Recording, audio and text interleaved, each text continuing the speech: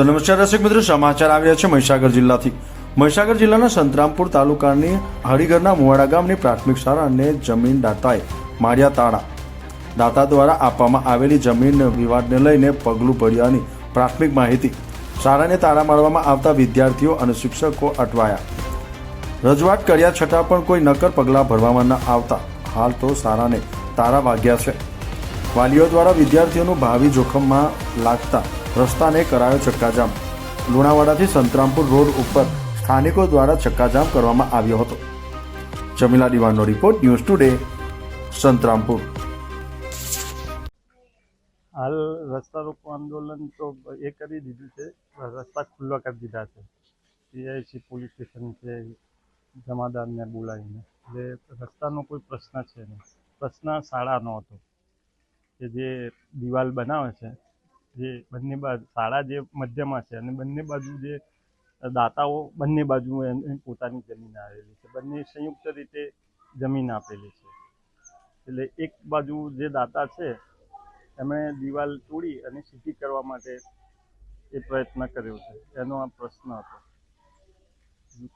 તાળાબંધી કોના દ્વારા કરવામાં આવી હતી? તાળાબંધી તો અહીં જે જમણી બાજુના એ છે દાતાશ્રી, આ બે દાતાશ્રીમાંથી એક દાતા જે છે એમના દ્વારા કરેલી, પણ આપણે એ હવે ખોલી કાઢી અને વિદ્યાર્થીઓને બેસાડી દીધેલા છે।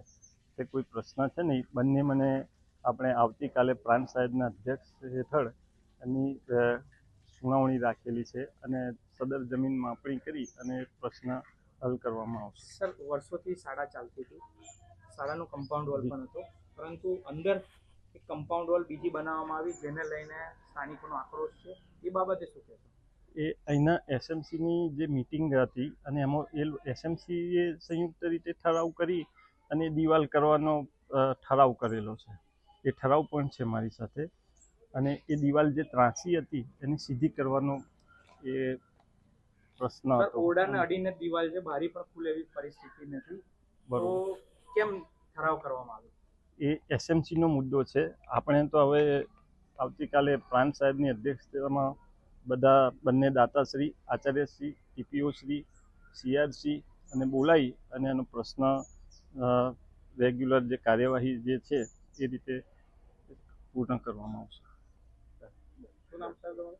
હર્ષદભાઈ પરમાર, મામલતદાર ઇન્ચાર્જ સંતરામપુર।